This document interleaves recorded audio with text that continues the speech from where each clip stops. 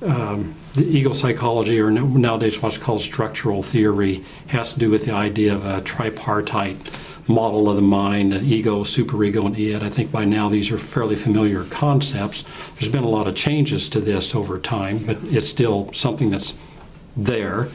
Object relations theory came in with people exploring children's early mental life. This includes Melanie Klein and her followers, but there's a type of object relations that developed with Anna Freud and her followers, especially Joseph Sandler as well. This also took hold in the United States. A relatively more modern day example of this is Margaret Muller and Otto Kernberg here in the United States.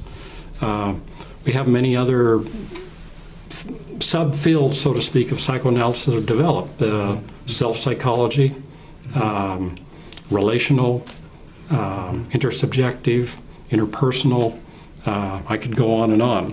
But sounds like it really evolved from Freud. Originally. And since then there's been a lot of variations of Right. psychoanalytic theory or the paradigm. Right.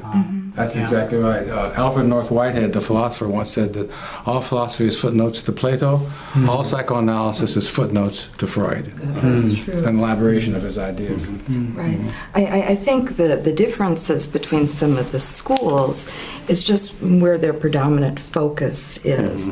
Right, like for example, the interpersonal school that was started by Henry Stack Sullivan and his associates has more of a focus on the actual external interpersonal dynamic between people.